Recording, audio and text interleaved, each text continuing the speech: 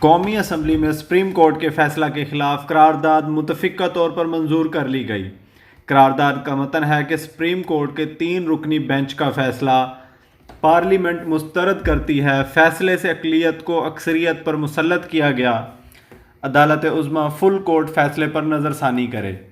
ہم ایک ہی وقت میں عام انتخابات کو مسائل کا حل سمجھتے ہیں۔ وزیر اعظم کابینہ کو فیصلے پر عمل نہ کرنے کا پابند کریں۔ عدالتی فیصلہ ملک میں سیاسی استحکام کی بجائے سیاسی عدم استحکام پیدا کر رہا ہے۔ مزید قرارداد میں مینشن ہے کہ عدلیہ نے ایک کے سوا دیگر سیاسی جماعتوں کو موقف سنا ہی نہیں۔ ایوان سیاسی معاملات میں بے جا عدالتی مداخلت پر تشویش کا اظہار کرتا ہے۔ ایوان مطالبہ کرتا ہے کہ عدالت عظمیٰ فل کورٹ پر نظر ثانی کرے۔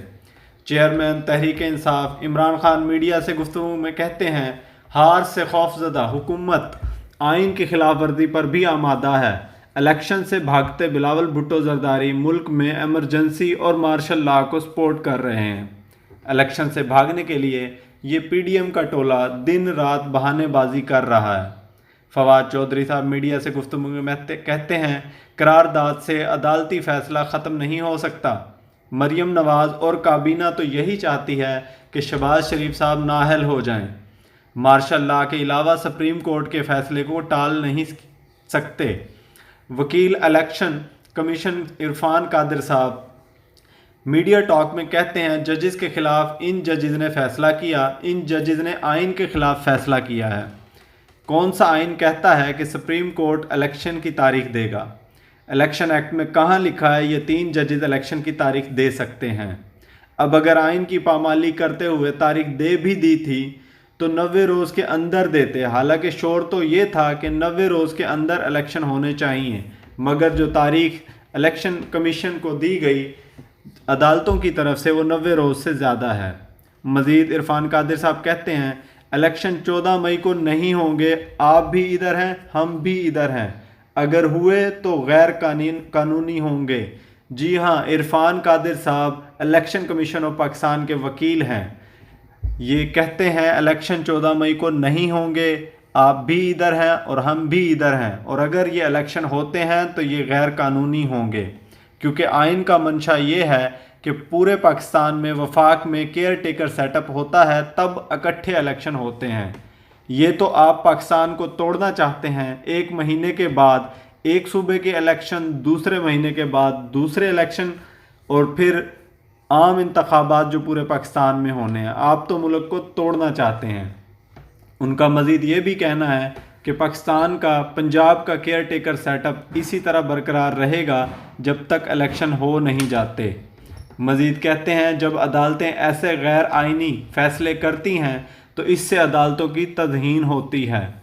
آپ کو یاد دلواتے چلیں، آج سے پہلے مسلم لیگ نون الیکشن کے حوالے سے کیا رائے رکھتی تھی اور اب کیا رائے رکھتی ہے۔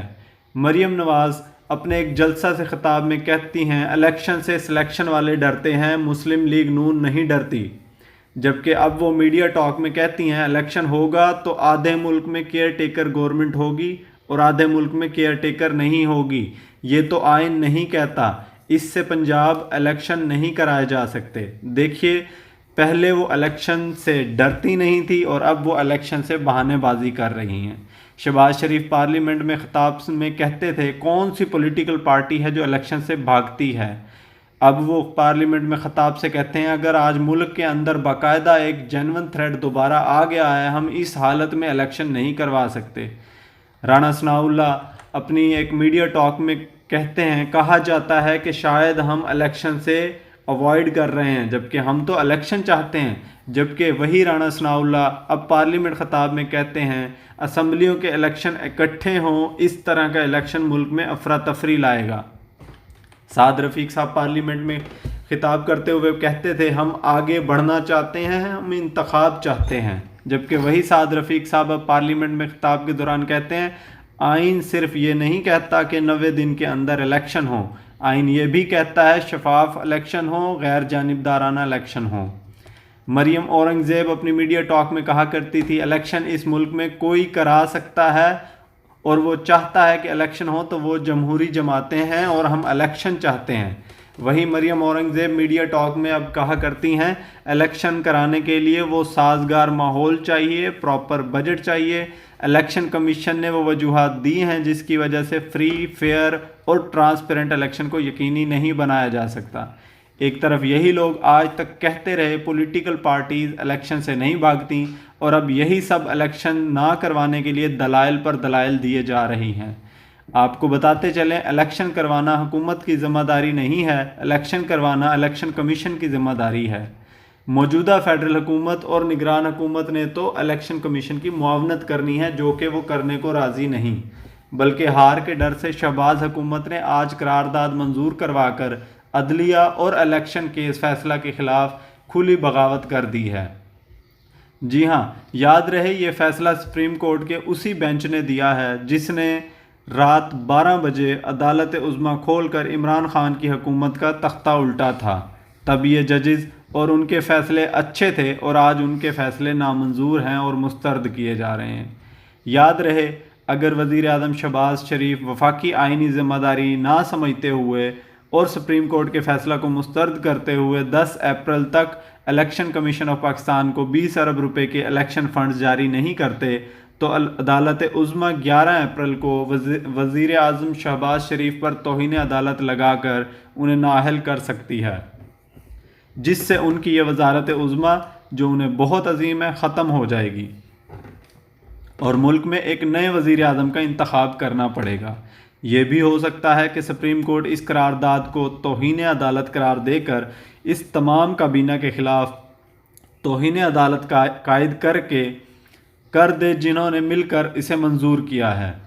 سپریم کورٹ کے فیصلہ کو مسترد کر کے پی ڈی ایم اور شہباز حکومت نے ملک میں آئین کی خلاف ورزی کر دی ہے، جو کہ ملک میں عدم استحکام لا رہی ہے۔ یہ عدم استحکام اس حد تک بڑھ سکتا ہے کہ ججز اور سیاسی جماعتوں کے درمیان اختلافات اس حد تک بڑھ جائیں کہ ملک میں ایمرجنسی کی صورتحال پیدا ہو جائے۔ ممکن ہے شہباز کابینہ کی سپریم کورٹ سے یہ بغاوت تمام کابینہ کو لے ڈوبے، اور یہ بھی ممکن ہے کہ ملک میں مارشل لا نافذ ہو جائے یا ایمرجنسی کی سی حالت پیدا ہو جائے۔